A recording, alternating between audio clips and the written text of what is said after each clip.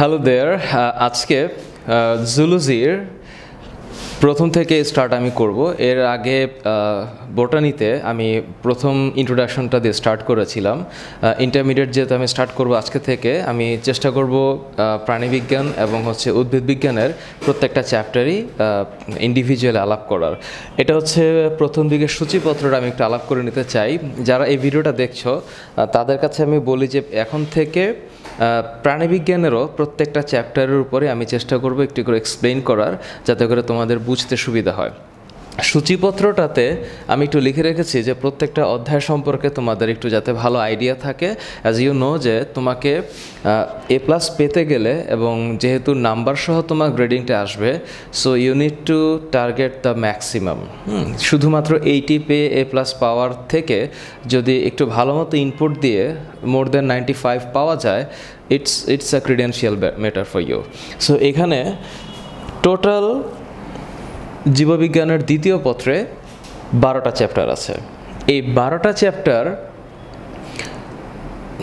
খুবই বেসিক, এবং চ্যাপ্টারগুলোর প্রত্যেকটাতেই যে ইনফরমেশনগুলো দেওয়া আছে, তোমরা আমি জানি না তোমরা যারা মেডিকেলকে টার্গেট করেছো, যারা আগে থেকে চিন্তা করেছো তোমরা চিকিৎসক হবা বা ডক্টর হবা, তাদের জন্য আমার একটা শুভকামনা থাকলো।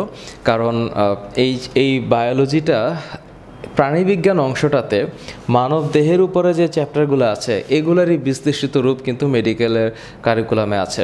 সো যারা ইউনিভার্সিটিতে টার্গেট করেছো অথবা মেডিকেল টার্গেট করেছো, যারা ডক্টর হবা এবং যাদের একান্ত ইচ্ছা, তাদের জন্য বলছি যে বায়োলজিটাকে অনেক গুরুত্ব দিয়ে পড়া উচিত। বায়োলজির আলোচিত প্রত্যেকটা টার্ম, প্রত্যেকটা ওয়ার্ড এবং প্রত্যেকটা লাইনকে যদি একটু ভালো মতো পড়ে যাওয়া যায় এই টাইমটাতে, তাহলে তোমাদের পরবর্তীতে মেডিকেল লাইফে গিয়ে এটা তোমাদেরকে হেল্প করবে।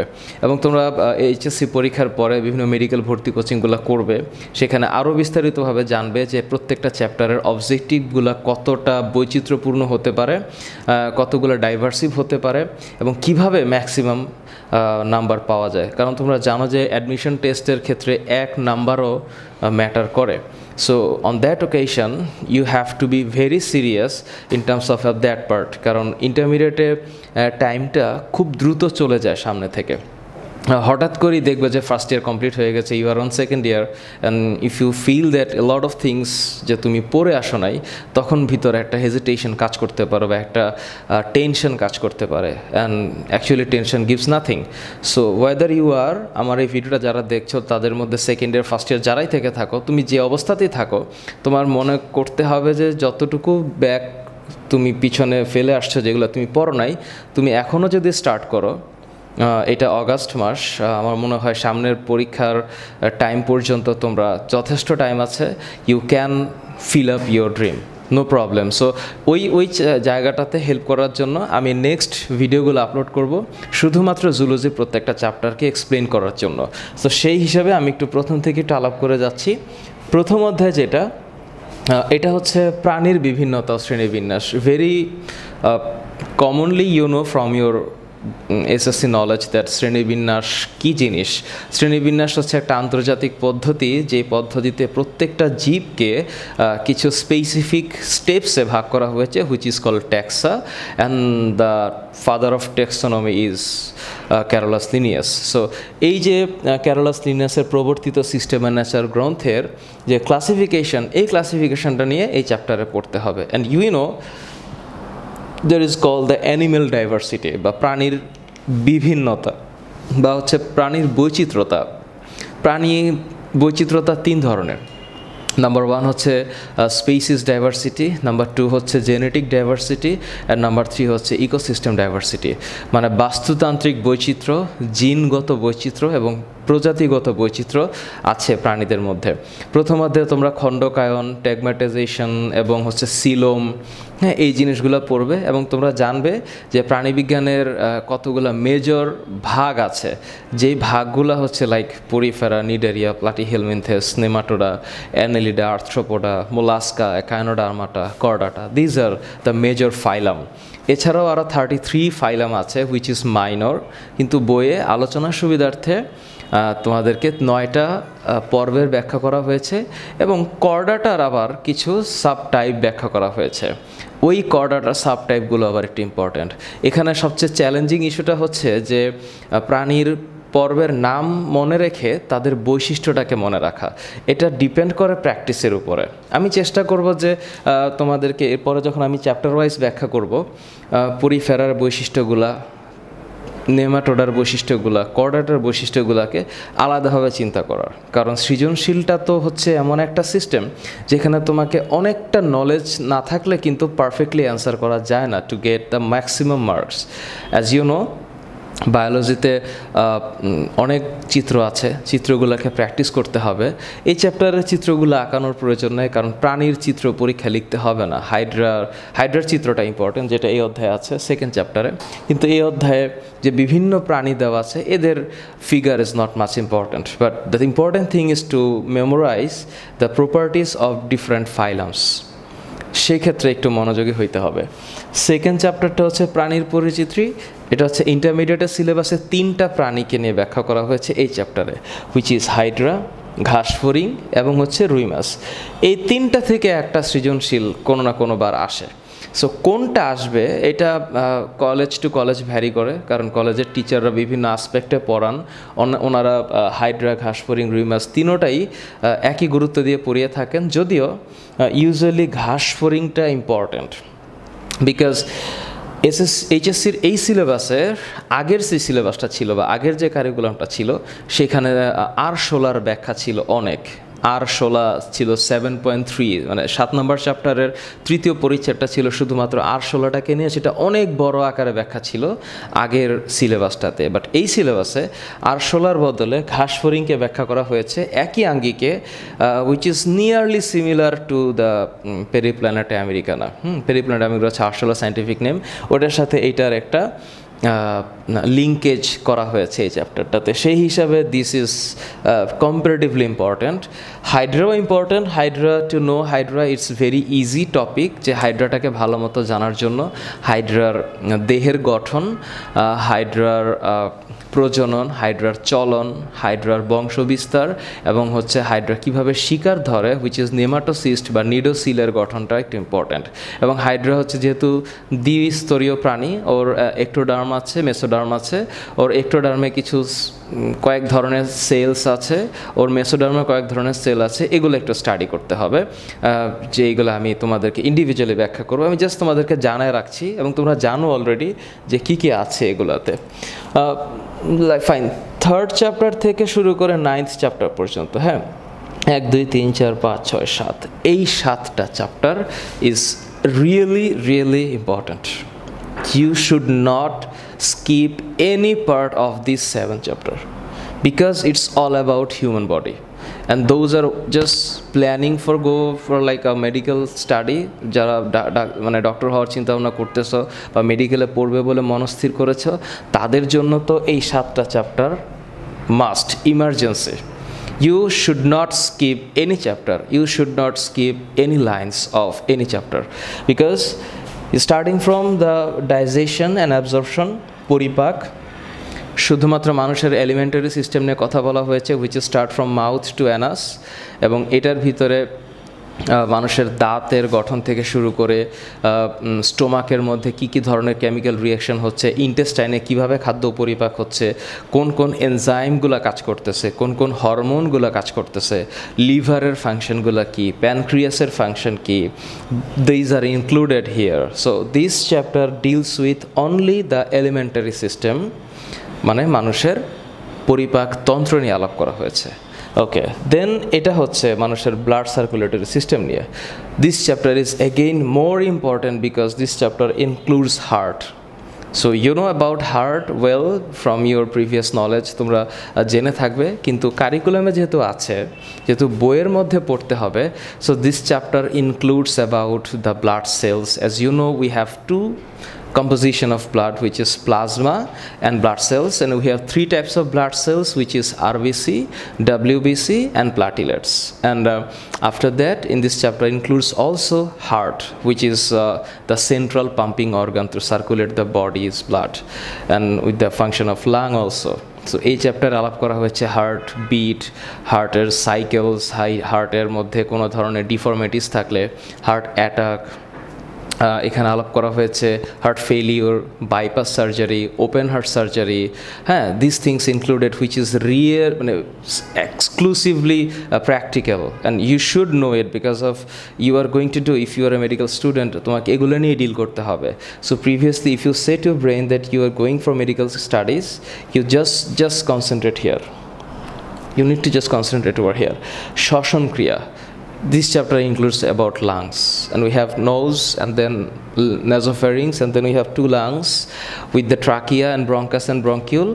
এই চ্যাপ্টারটাতে সেই জিনিসটা আলাপ করা হয়েছে, মানুষ কীভাবে শ্বাস প্রশ্বাস নেয়, মানুষের লাংসের ফাংশন কী, দেন লাংসে কী কী ধরনের ডিফর্মিটি থাকতে পারে, লাইক ব্রঙ্কাইটিস হতে পারে, অ্যাজমা হতে পারে, লাং ক্যান্সার হতে পারে, ইভেন লাইক নিউমোনিয়া হতে পারে। This sort of deformities and diseases are related with lungs and this chapter. So শ্বসন আমরা পড়ব কীভাবে মানুষ শ্বাস প্রশ্বাস গ্রহণ করে। As you know, our lungs like contracting 22 times per minute, and our heart contracting like 72 times per minute. So these things is usually discussing on this chapter also. Again, এই চ্যাপ্টারে ষষ্ঠ অধ্যায় আছে যেটা হচ্ছে বজ্র নিষ্কাশন। এই চ্যাপ্টারটা ডিল হবে যে কিডনির সাথে। we have two kidneys parallelly আমাদের ব্যাকবোন থেকে শুরু করে আমাদের ভার্টিব্রা থেকে দুই সাইডে দুইটা কিডনি আছে, which is bean shaped, এবং এদের কাজ হচ্ছে ব্লাডটাকে পিউরিফাই করা, just to exclude nitrogenous substance like urea, uric acid and creatinine. So this is very harmful for human body. If we restore it, it's just gonna be like vanished. So এগুলাকে আমাদের body থেকে excrete করতে হবে. These things are maintained by kidneys. So এই কিডনিগুলো নিয়ে আমাদেরকে এই চ্যাপ্টারে পড়তে হবে, হাউ কিডনি পারফর্মস। এখানে কিছু ডায়ালাইসিসের ইস্যু আছে, কিছু অসমোরেগুলেশনের ইস্যু আছে, কিডনি ট্রান্সপ্লান্টেশনের কিছু ইস্যু আছে, কিডনি ডিজিজের কিছু ইস্যু আছে, how we can maintain our kidneys health also.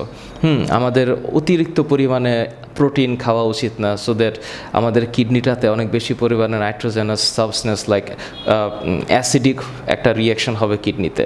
আমাদের অ্যাডিকুয়েট লেভেলে পানি খাওয়া উচিত, প্রচুর পরিমাণে পানি দরকার নাই, অ্যাডিকুয়েট লেভেলে পানি খাওয়া দরকার, যতটুকু আমার প্রয়োজন।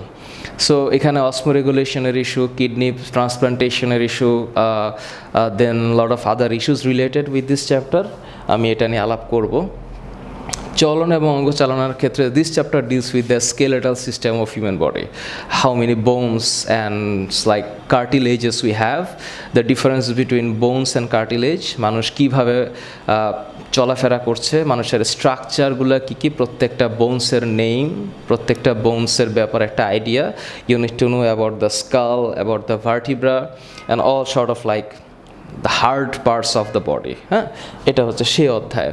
দেন লাস্ট এই অষ্টম অধ্যায়টা হচ্ছে সমন্বয় নিয়ন্ত্রণ। This chapter deals with the nervous system, nerve in our body, which is like আমাদের বডির নার্ভাস সিস্টেমগুলোকে কত ভাগে ভাগ করা হয়েছে, সেগুলো কীভাবে কাজ করছে। We have soft organs like eyes, we have years, we have the sensory organs also, we have tongue for the test feelings, we have ear for the hearing feelings, and we have eyes for the sight feelings.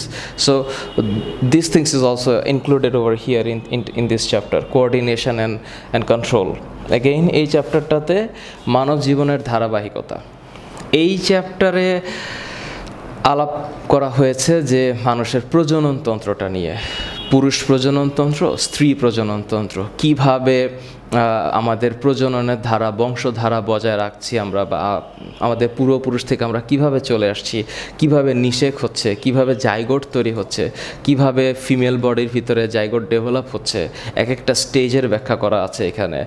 And this is very practical. এই চ্যাপ্টারে আবার আলাপ করা হয়েছে কিভাবে আমরা family planning করব, because this things are inevitable. This is must happen things. So if you don't have adequate level of knowledge in regarding the continuation of human life, তাহলে কিন্তু নলেজটা পুরোপুরি হবে না। কারণ এই বইটা এনসিটিভি যেটা আমাদেরকে চেয়েছে যে এইচএসসি লেভেল একটা স্টুডেন্টের কী জানা উচিত, সেই জিনিসগুলো জানাটাই হচ্ছে সার্থকতা। And this is for your health, because this is your health. So এটা জানতে হবে। দেন দশম অধ্যায়টা হচ্ছে আমাদের ইমিউনিটি নিয়ে কথা বলা হয়েছে, হুইচ ইজ অ্যাগেইন ইম্পর্টেন্ট একটা চ্যাপ্টার। আমাদের বডিতে we have diseases and our body is ready to prevent diseases because we are vaccinated. আমাদের যখন জন্ম হয়েছে আমাদের বাবা মা আমাদেরকে ধরে পোলিও টিকা দিয়েছে, বিসিজি টিকা দিয়েছে, মিজলসের টিকা দিয়েছে, হাতে পায়ে ইঞ্জেকশন দিয়েছে, because we have been vaccinated, we were vaccinated to disease, the prevent diseases. যদি এই ভ্যাকসিনেটেড না হতাম আমরা, we certainly fall in disease, আমাদের বডিতে কিছু না কিছু প্রবলেম হইতোই। So how this things happens, এই ভ্যাকসিনেশনটা কি, ভ্যাকসিনেশন থেরাপিটা কি, আমাদের বডিতে ইমিউনোগ্লোবিউলিনগুলো কীভাবে কাজ করছে, আমাদের বডিতে ফ্যাগোসাইটোসিস হচ্ছে কীভাবে, ম্যাক্রোফেজ কী কাজ করছে, টি সেল লিম্ফোসাইটগুলো কী কাজ করছে, মনোসাইট কীভাবে জীবাণুর বিরুদ্ধে সক্রিয় হয়ে উঠতেছে, এই চ্যাপ্টারে সেটা পড়তে হবে। And this is again important thing. এই চ্যাপ্টারে ইম্পর্ট্যান্ট আরেকটা জিনিস হচ্ছে অ্যান্টিবডি, অ্যান্টিজেন পড়তে হবে, অ্যান্টিবডির স্ট্রাকচারটা পড়তে হবে। হ্যাঁ, এরপরে হচ্ছে আমি বলবো আমার কাছে সবচেয়ে ইম্পর্ট্যান্ট হচ্ছে the chapter 11, because I love this chapter, because this is sweet to remember. এই চ্যাপ্টারটাতে তোমরা যারা মেন্ডেল পড়েছো, মেন্ডেল সম্পর্কে জানো, তাদের ক্ষেত্রে বলছি এই চ্যাপ্টারটা যেদিন আলাপ করব সেদিন আমি চেষ্টা করব মেন্ডেলের 2টা সূত্রকে ব্যাখ্যা করার। তোমরা জানো মেন্ডেলের 2টা সূত্র আছে এবং সূত্র 2টার কিছু ব্যতিক্রমও আছে, 3টা ব্যতিক্রম আছে। এখানে এই চ্যাপ্টারে সেক্স লিঙ্কড ইনহেরিটেন্স সম্পর্কেও ব্যাখ্যা করা হয়েছে, কী ধরনের সেক্সুয়াল ডিসঅর্ডার হতে পারে বাবা মার কাছ থেকে বাচ্চাদের। দেন এই চ্যাপ্টারে আলাপ করা হয়েছে থ্যালাসেমিয়া, এবং এই চ্যাপ্টারে কিছু জেনেটিক ডিসঅর্ডার আমরা পড়ব, হোয়াইট ফোরলক এবং some other diseases which is night blindness or colour blindness which is hereditary disease, হ্যাঁ, যেগুলো বংশ পরম্পরায় হয়ে থাকে, এবং মেন্ডেলের তত্ত্ব আমাদের পড়তে হবে। এবং সবার শেষে মোস্ট ইন্টারেস্টিংলি আমাদের কিছু অ্যানিম্যাল বিহেভিয়ার পড়তে হবে, প্রাণীর আচরণ।